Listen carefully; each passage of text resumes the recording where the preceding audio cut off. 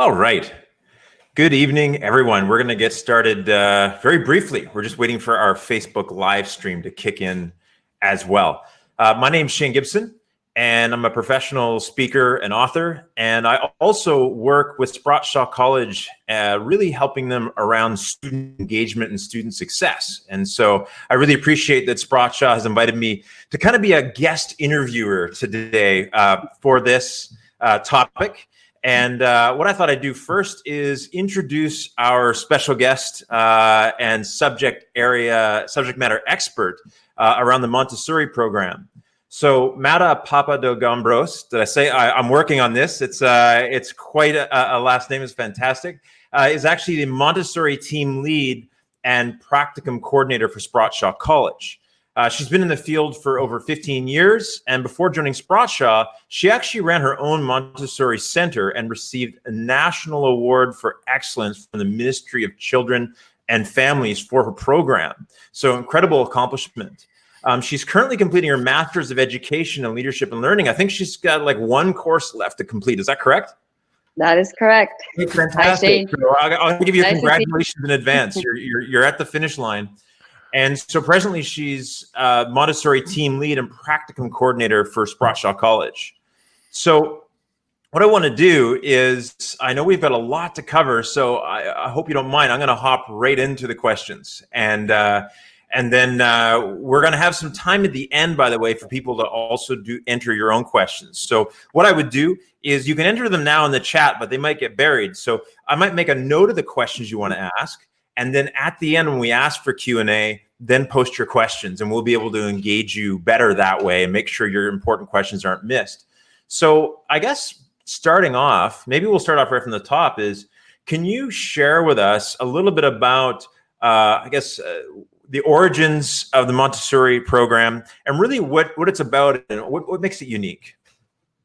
Sure. Good evening, everyone. Thank you, Shane, for the introduction. Nice to see you again. The Montessori philosophy was invented by Maria Montessori. She started her career as a physician, actually. She was in the medical field, and she was working with children who had special needs back in the day. It was created in a small village in Italy, so Maria Montessori was Italian. And after working with children for numerous years, she decided she wants to create material to help them foster learning. And that's how she came up with the idea and created like a lot of the colorful materials that you see in the classroom in the background. And I'll go over some things as we talk. After her experience with the children, she went and achieved her master's in education, and then she actually created her full Montessori program. The program now is world known. The direct aim of the program is to promote children's independence, autonomy, really. And the indirect aim is kind of the academic side and the holistic side. But Montessori really is a philosophy. It's not just an education program. The connection that the Montessori philosophy has, or the base of it, I'd like to say, is kind of like a triad. So the teacher, the environment, and the children are kind of connected together within a triangle. So the teacher sets up the environment, the children learn from the environment. The teacher observes the children learn from the teachers learn from the children. So it kind of goes back and forth. Excellent. Fantastic. So with the program, when we look at Montessori and of course looking at getting accredited, what's the difference between what's involved in this accreditation process, and then beyond that, what's the difference between that and let's say a discipline like being an early childhood educator? What's the difference between those two? Sure. There are, let's say, two different types of Montessori training. When Montessori first came out in the field, it was called AMI, Montessori Training, which is American Association Montessori International. That was the more structured Montessori program. And then the newer one is a more progressive. That one is AMS. It's the American Montessori Society one. So one is a little bit more structured than the other one.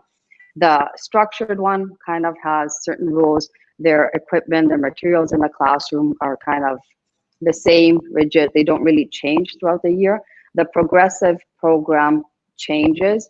So the materials can change according to seasons, according to themes.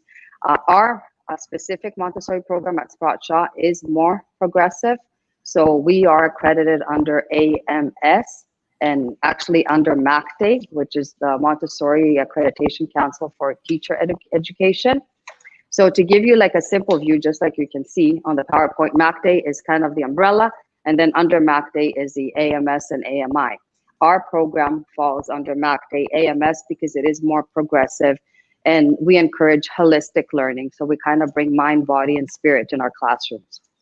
The difference between Montessori and ECE, I would say Montessori is a little bit more focused on specific activities, a little bit more focused, like it has different curriculum areas. So the basic Montessori curriculum areas are foundations, practical life, sensorial, language, math, culture, and then it actually expands into art, music, and movement. So it also has a holistic side.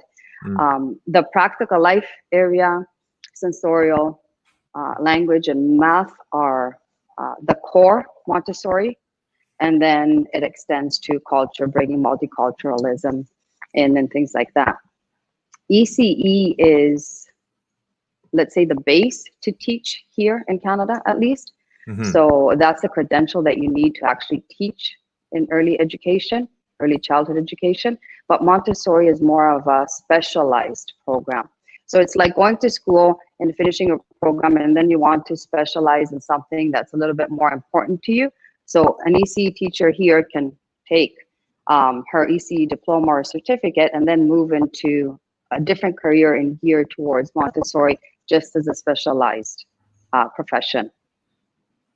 Excellent. And then with the class structure, so what's the class structure look like for a Montessori type classroom environment compared to others? So let's talk a little bit about our class structure, like as a college. Yeah. Our college structure, we welcome students, multicultural students, domestic students. The way the program runs right now, it is 5 hours a day, morning hours. This is very beneficial for the students because the Montessori program within the field usually runs mornings. So our specific program here allows students to come into the classroom the first week, and then the second week they go into the field. And then the third week they come back into the classroom, and the fourth week into the field. So the theory and classroom time and the practical time, which we call observation exploration, alternate within the program. So students really like it because it's hands-on. Whatever we talk about, whatever we explore within the classroom, everything that they learn, then they actually get a chance to go into the field and practice everything they've learned with children, because we don't have children in the classroom, right? So it's a different experience when they go into the field. That's really great. It's so good, you got actually. A really good No, contrast. go ahead, sorry. Oh, sorry, go ahead. We do have a good contrast, and it's good experience because they're not just stuck in the classroom. They actually are allowed and encouraged to go out and explore and try everything they learn in the classroom with children, because that's their end goal, right? They are going to be working with children. Excellent. Yeah, and I love that, the contrast, even as a learner, sometimes if you're just in the classroom all the time, even though you're getting a lot of good theory, it can become a little bit repetitive, as an adult learner. And so to be able to learn and ground a concept and then get out and apply it right away, that's a really great way, I think, to learn. But I think it makes learning more interesting. At least, as an adult learner, from my perspective, I would find that more engaging. So absolutely. And it makes them experience the reality of the field, and it gives them further opportunities to actually get hired within like their observation exploration weeks. So they have assignments, they have certain things that they can try with children, and it's up to them to figure out, like it kind of promotes their critical thinking as well, because they try things in the classroom And amongst adults, we always try to behave, right, and be our perfect selves. But when you're there and trying to do a lesson with a child, you don't really know what their reaction is going to be. So it's completely different, right? Where we do it in the classroom and everyone's like, yay, good job, you're doing great. But in the classroom, you can have a child's reaction. The child will be like, what? No, you're not doing it like this. You have to change it. So then it gives them that extra push to be a little bit more flexible and adapt to the requirements of the field. So within our classroom, this is kind of the structure. Within the daycare environment, the structure is similar to, I guess, the setup here. So they have different curriculum areas, the one that I was mentioning before. And each curriculum area has activities that help develop fine motor skills, eye-hand coordination, basically children being mindful of themselves and of others in the area. They can understand their feelings, they can express their feelings. We encourage them to speak, like be assertive, but at the same time respectful to themselves and others and the material and the environment. So the only difference in a Montessori classroom, let's say, would be the children in comparison to our adult education classroom. Excellent. So that would be the only difference. Yeah. So as far as the environment immersion, you're trying to emulate that in the adult classroom. Yes, for sure. Because here, let's say the instructor is kind of the person that will hold that triangle together. So the instructor will set up the environment, and then the students will be like the little children exploring with the materials. And then they will take this, and then they actually go into the field where now they are the teacher. So then they take over the triangle and they set up the environment and they explore with the children. Great way to model. Fantastic. So let's talk about that role a little bit in the job duty of the Montessori teachers, job duties, roles, processes, the difference between that and, let's say, an ECE or early childhood educator role in your kind of in a broader sense, and the role of a Montessori teacher or educator. What's the real differences there for them? A Montessori teacher considers herself a guide. Like me, being in the Montessori field for a very long time, over 15 years, I don't think and I don't believe that I know everything. It doesn't matter how much education I have. You're always learning with your students, whether your students are children or whether your students are adults. We are all here to share the information. So I've acquired as much information or knowledge as I've had to this point, but there are students who have acquired just as much information through experience or through their everyday life or through work, or it doesn't matter what it is. So the whole Montessori philosophy is the teacher and the children learn together. There's no teacher that knows everything, and we learn with the children, or we also learn with our students in the classroom over here. We don't follow a specific structure in learning, let's say.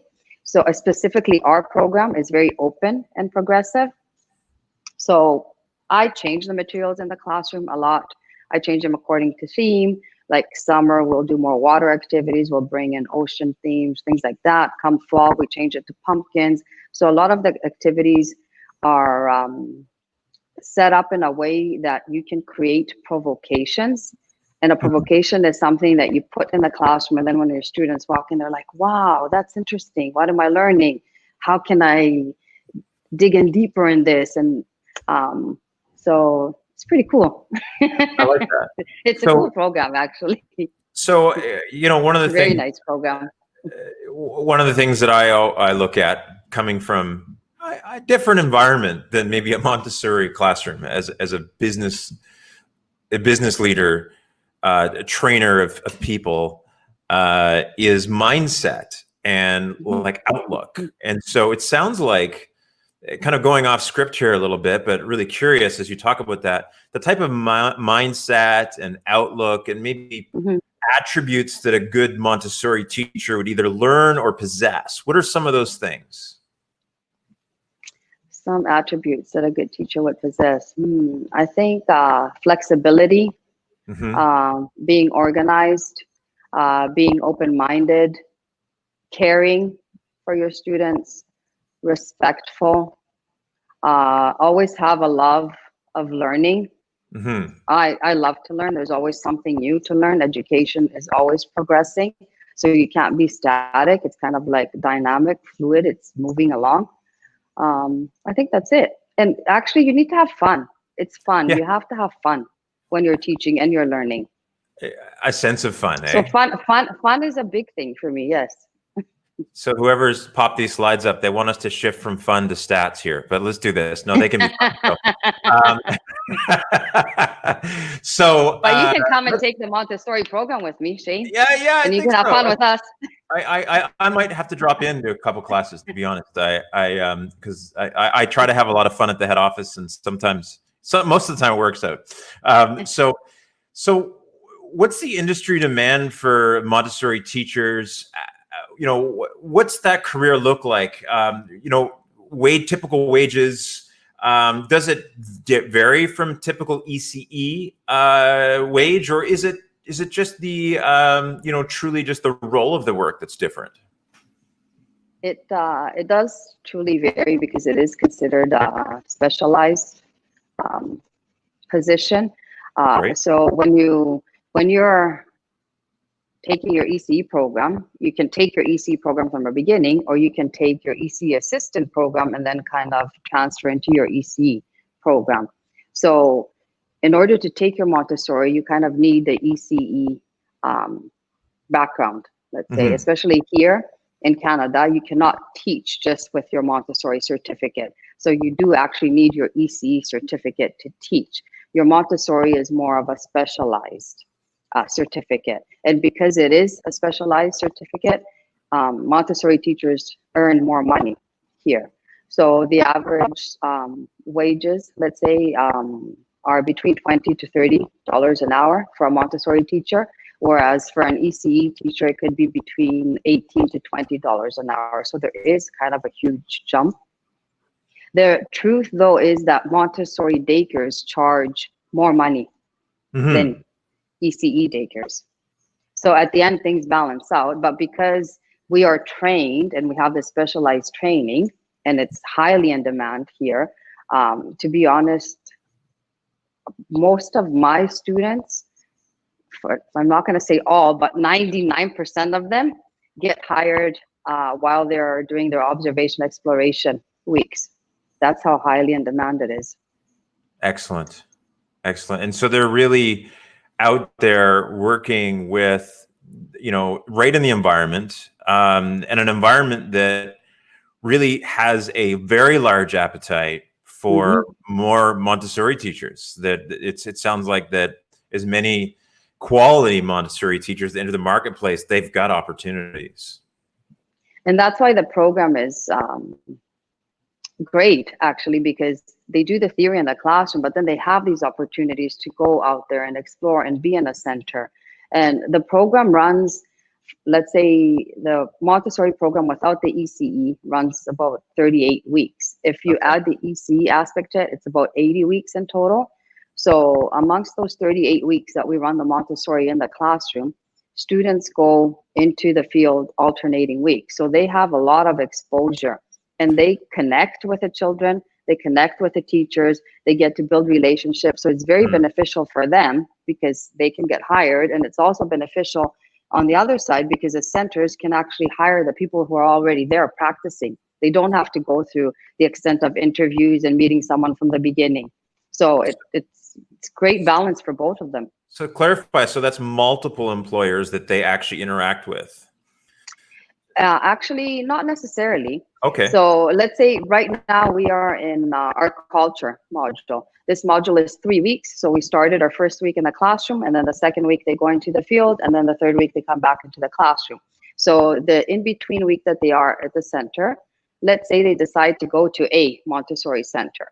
When this course is done, after the third week, the other one will start. So then the first week will be in the classroom again, and then they will have observation, exploration, and then third week classroom, fourth week, depending on the length of the courses. Most Montessori courses are 4 weeks in length. So students are exposed to 2 weeks in the classroom and 2 weeks exploration. But if they try a center and they really like it and they build a relationship with the teachers there, they can do all their observation exploration weeks at the same center. If they want to change a center and try a different philosophy or something else, we encourage them to try that as well, whatever works for them. So it's kind of a mixture, but a lot of the students like to stay at the same center because they have opportunity to get hired.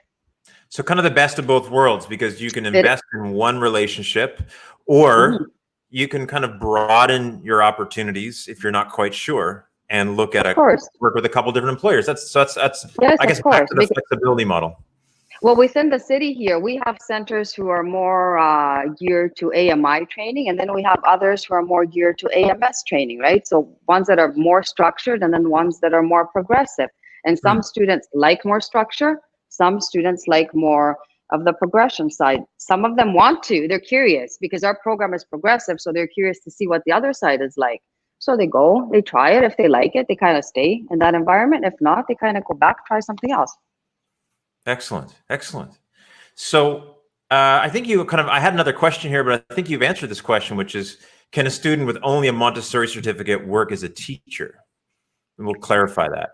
They can't work as a teacher specifically. They have to have their ECE certificate, unless they are certified from back home.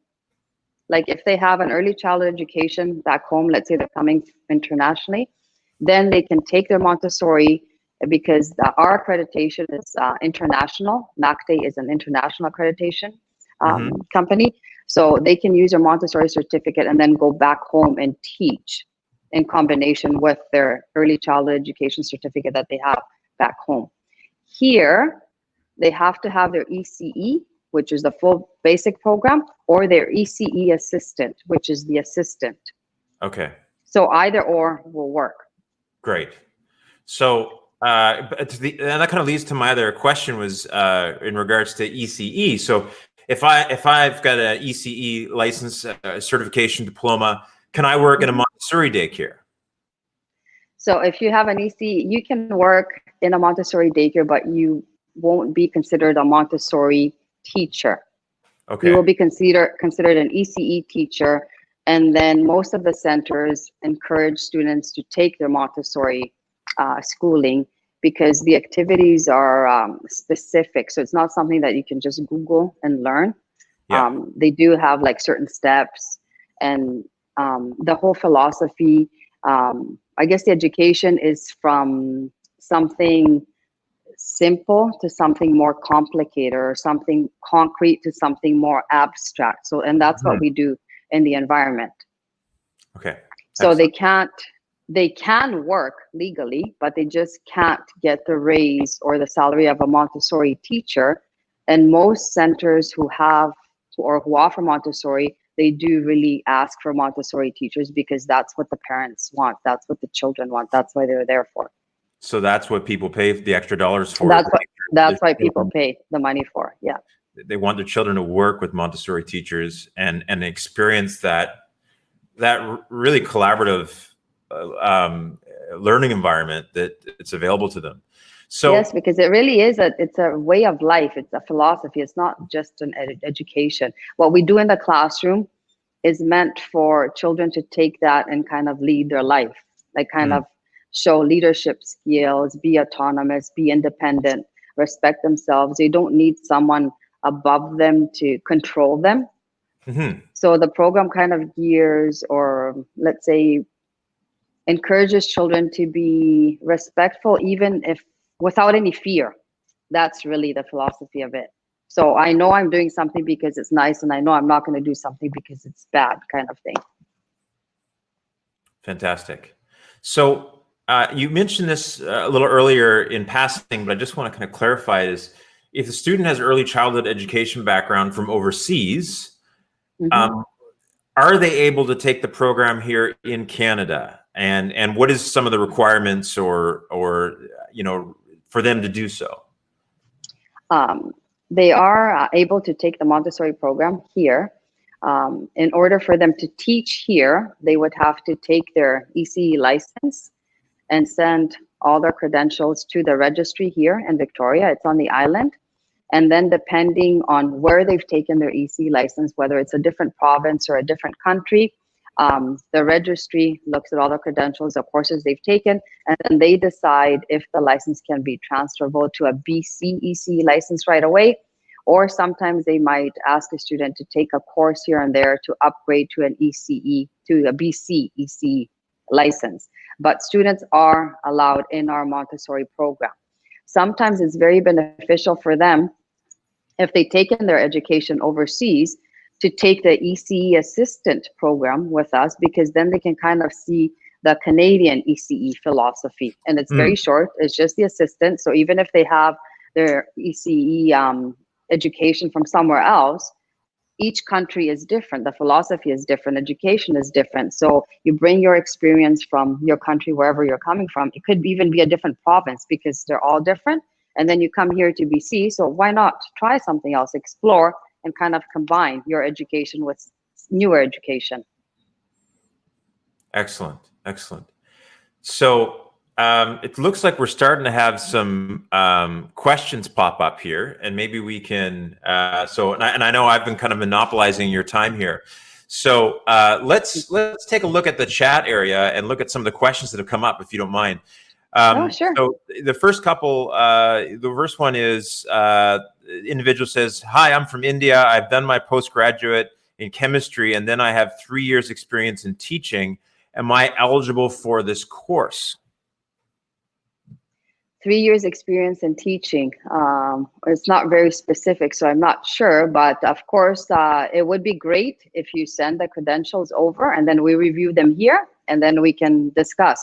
Most likely, yes, the student will be able to take the Montessori program. The ECE side aspect of it, that's something that we would have to figure out. Because if the student is willing to move here and wants to teach here, then they would need their ECE license. Excellent. Okay. And so I think, yeah, the clarification on the teaching aspect is what type of teaching, what environment, that kind of thing. So I think that's, Sprott has a really good assessment process. They can help you walk through and evaluate it. And so reaching out to Sprott, you can talk to one of the advisors or the agent you're working with, and they can walk you through this process. It's something that is done all the time, right? It is done all the time, yeah. And the requirements are, they have entry-level requirements and English requirement and a math requirement. I'm not sure exactly what they are because that's not my expertise. I don't do admissions. Yeah. But students can come, take the test. I think they're out of 20 out of 40 or something like that. Don't quote me, but something like that, I'm pretty sure. Yeah. And then they do the entry-level exams, whatever they are. And we've never heard anything negative about them. Students find them very reasonable. They're not like anything, like you're not like writing a periodic table like in chemistry or anything. So yeah, so here's a question actually, and that actually kind of goes in line with what you said. Is there's a question that says, "Hey, hi, I'm from this is from Min An, and it's I'm from Vietnam. What is the English requirement for the Montessori program?" The English requirement is kind of grade 12, let's say, or anything equivalent to that. Okay. But even we have a lot of students who come here, international students, and Sprott also has a language college. So a lot of the students, when they first come, they want to practice more English just for the benefit, for their benefit, so they can kind of socialize and go out and about within the city. So they can always take an English course with Sprott, and then they can come back to the program. So there are a lot of opportunities for them. Great. But language hasn't kept any student out of any of our programs. Yep, so there's nothing to fear. I'm actually ESL. I was born and raised in Greece. So I graduated in Greece and I came here in '91. So I completely relate to ESL students. So you have nothing to worry about. Just give it a shot. Yeah. Fantastic. So, and I guess this is Kashik Patel from India says, "I'm an English teacher, have completed my degree, Bachelors of Education, have 5 years experience." I would guess, yeah, that's, definitely would cover you in that area and to be able to apply for the program, Mm-hmm. Yes. Yes. So was it bachelor's degree here? I'm assuming it's, yeah. Is that bachelor's degree in India or in Canada or somewhere else? Long pause. We'll hold that. You can answer us later and we'll clarify that. Yeah, it's okay. But if it is here, then there's no problem. She can enter the program. If it is in India, then she would have to come here and do her ECE. Yeah. In order to work here. Okay. Unless she just wants to come and take her Montessori certificate and then go back home and teach. But so in order to work here, you're going to need that. So we've got Ezekiel who's hopped on and wants to have a few questions here via video. And so what I'll do is I'll pass this off to you, and I'm going to kind of let you two interact. And curious to hear your questions, Ezekiel. And maybe introduce yourself quickly as well. Let us know who you are and what you do. No worries. Well, thank you very much for giving me the opportunity to access and ask my questions directly. First of all, I want to congratulate you. Very informative, both of you. So this is very good for our network of agents. So basically, I have a couple of questions that I think that may work for everyone here. I represent one of the big agencies, and I have some sub-agencies as well in Latin America and Europe. So today, I actually have a lead. I have a student who is from Colombia. And you may know that education, people who studies related to education programs in Colombia and Mexico, Argentina, they do go to university and study pedagogy, right? Is this program, people who has graduated from education and a bachelor's in education, can they come and transfer this and start the program in ECE directly? They can come and start the Montessori program, but at the same time, they would have to send their bachelor's, I guess maybe not their bachelor's degree. If it has any courses that relate to early childhood education specifically, then they can have those specific courses reviewed by the registry. If it's kind of adult education or something like that, then they would have to take the early childhood education program here. So it really depends on what their bachelor specialization is. If it correlates to early childhood education, then they just send that to the registry, and then the registry will figure out if they can just transfer it over to an ECE BC license, or they might say, okay, maybe when you took your child development, it was a few years ago, the standards for Canada are different, so maybe we just want you to take a 4-week child development course. So what you're saying here, they decide. What you're saying here is that will be case by case upon review of the transcripts, right? It is case, not for us though. For us, the students are allowed to come within the program. It just depends what their future goals are. So if they're just coming here to take their Montessori certificate and they want to go back home and teach Montessori, yes, of course they can do that, no problem. If they want to come and stay in Canada though, then they need to acquire the ECE BC license. Okay, and then my second question is connected to this too.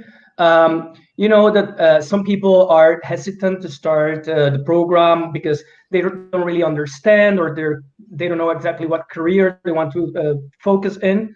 So they're sometimes thinking of starting with the short program. You were talking about that before, the Early Childhood Education Assistant program, which is you said for a month, right? So people who take this program, and are they allowed to work with this license in a Montessori center? They are allowed to work in a Montessori center, yes, and they will be considered kind of an assistant. They can learn and explore with the materials in the center, but they're not qualified as a Montessori educator. But with their ECE assistant, within 4 weeks, they are legally able to work in Canada. And a lot of students take that option because it kind of brings them into ECE. So it's kind of the first step, and they can see, oh, wow, I like it. I like working with children. I like the field. I like the environment. And while they're doing that and working, they can kind of advance their program and complete their full ECE and also do their Montessori. So at the end, they can be like Montessori teachers and have their ECE BC license. Okay, that's great. I have this lead. I have this potential student from Czech Republic. Okay. And this girl, it's considering to do this kind of like ladder up with the assistant and then going for the diploma, and eventually trying to find her credentials transfer because she studied education. So in that sense, my question is how long would it take the evaluation period to get the transfer for the licensing? How long does all this process takes? So to bring her credentials here, you mean, and have them viewed at the registry, right? Yes. So evaluate at the registry. It used to take like 3 to 6 months, let's say. Now, due to their circumstances, as everybody knows, like due to COVID and stuff, I would think that it would take a little bit longer, maybe 6 months or longer.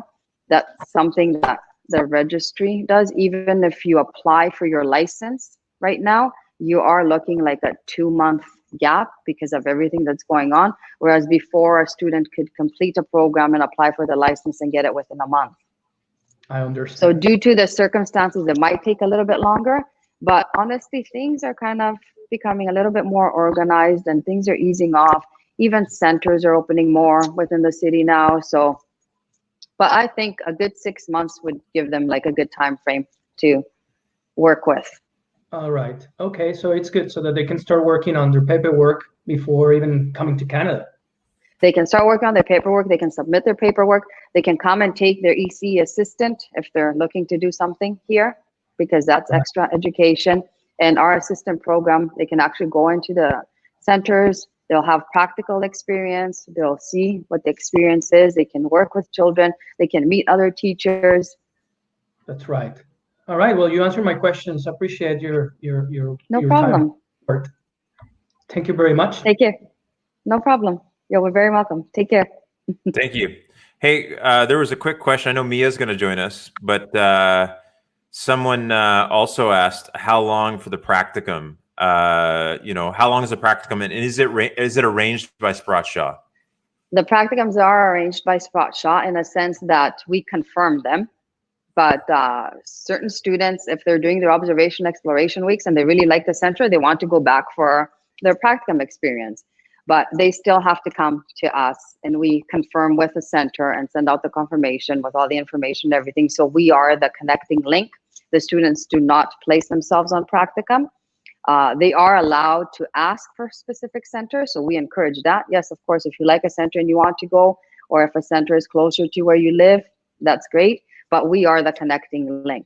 And the practicum is, they said how long is it, but it's throughout the entire program, correct? The observation exploration weeks are throughout the whole program. And then once they complete the program, they have 2 practicums at the end, and they are 3 weeks each. Great. So a great full immersion and preparation for moving into the workforce. It is, the full program is really hands-on because students are exposed to a lot of practical experience during the program and at the end. Excellent. Fantastic. So let's, I know Mia has been very patient, and let's allow Mia to hop in and introduce herself.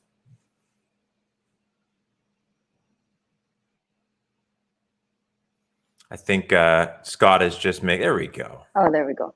Hi. Hi, Mia. Hi, Mia.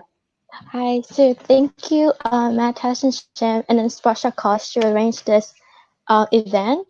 So I actually currently saw students, and I took the ECE assistant program to the summer. I actually just got my ECE assistant license 2 days ago. Oh, so, nice. Congratulations. Yes. Thank you. So I knew that there was like ECE assistant license as well valid for 5 years. So how about the Montessori license? How long it's gonna, like, do they have expired date on that, or it's gonna be the 5 years a regular ECE license? And the Montessori license does not expire. It's up to the individual Montessori teacher to keep her training updated. The ECE license expires, as you said. But when you are applying for the ECE license, you need to upgrade and show 40 hours of professional development. So within those 40 hours, you can also update your Montessori. Great. But the actual Montessori certificate, it doesn't expire. Okay, that's really good to know, because I was planning to do my ECE diploma and plus Montessori as well. And then just a little bit introduce myself. I'm from Vietnam, and then Montessori is in Vietnam. It's like really popular, kind of like the really new and then popular education that a lot of parents that they want to put their kids on that kind of program.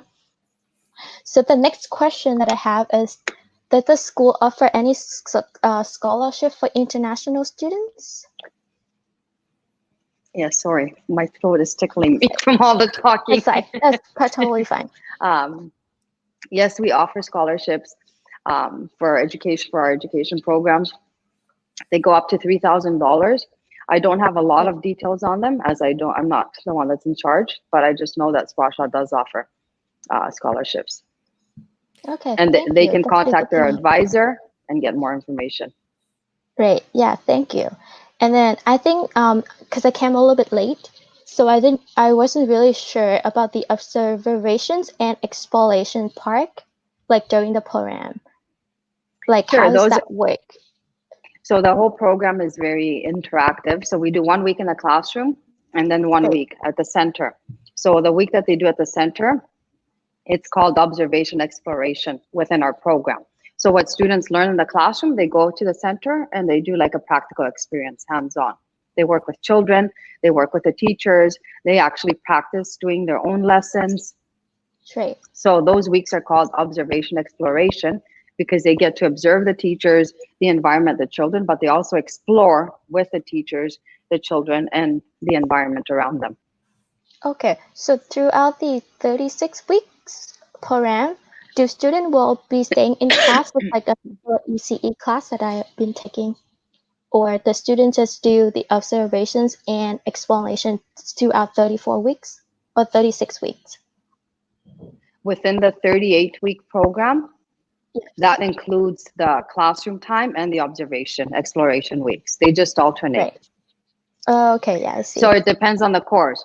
And the intake is monthly for our Montessori program. The next start date is August 10th. So let's say a student starts August 10th, and that module is, that course is 4 weeks. The first week they're going to start in the classroom. The second week they're going to go to the center. The third week they're coming back to the classroom. And then the fourth week they go to the center for their observation exploration. And it alternates like that throughout the whole program. Okay, I see. Yeah, thank you. So that's all You're my welcome. questions. That was really helpful. And then I love your PowerPoint too. Thanks. You're welcome. Take care.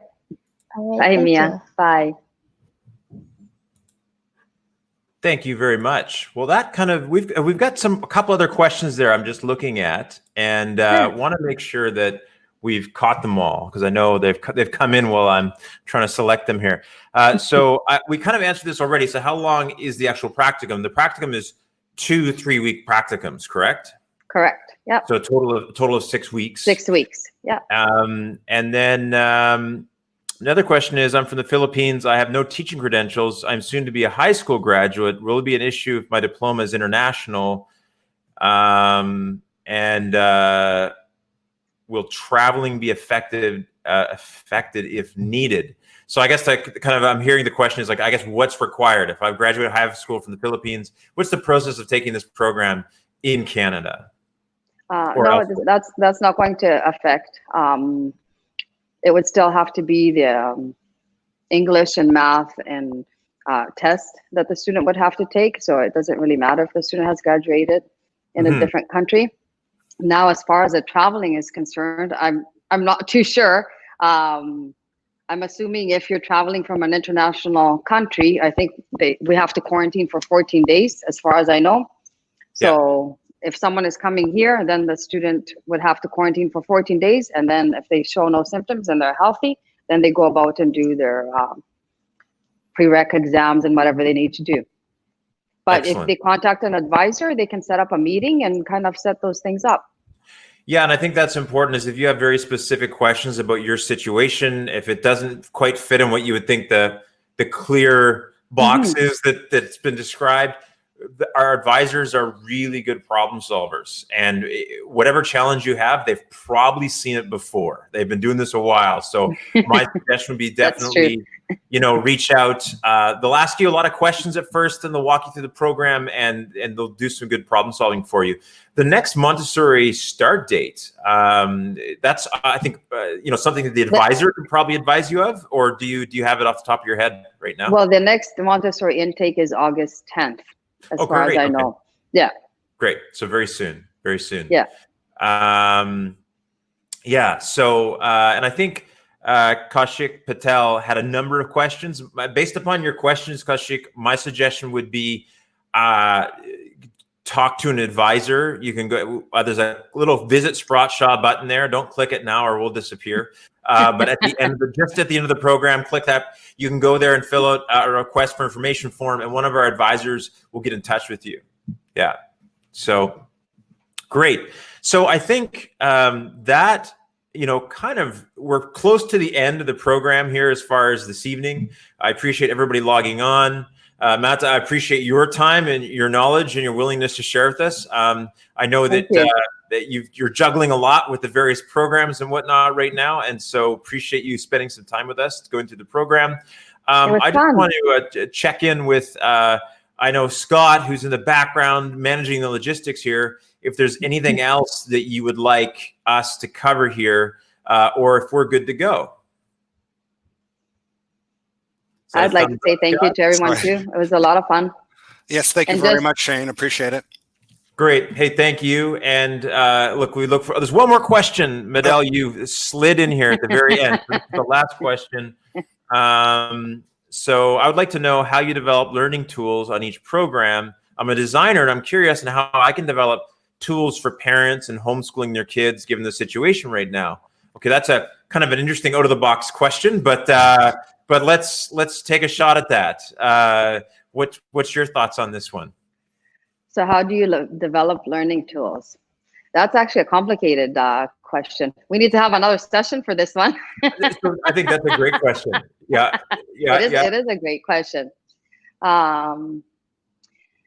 My personal philosophy is that you kind of have to treat each student as individual and unique, because everybody has strengths and differences. So when you are creating learning tools and when you are creating curriculum and when you are creating programming, you have to take all these things into effect and ensure that your tools and your curriculum and all the activities that you are creating are inclusive. That means, so whether a student has some exceptionality, whether a student has some learning disability, whether a student is here internationally and is missing their family or is a little bit depressed or whatever, you have to take everything into account and try to support them and guide them and kind of push them a little bit out of their comfort zone so they can reach to their maximum potential. That's just me. Great advice, and it's definitely, you know, it's a very sort of on the edge of the topic question, but it's a great question. And so Medell, you sound like a real entrepreneur. And so, you know, definitely keep it up. I love the enthusiasm. So yeah, you can email us at international@sprottshaw.com as well. And of course, click on visit sprottshaw.com here, right in the interface. And other than that, thank you again very much, Mata, and we'll call it a wrap there. Thank you, Shane.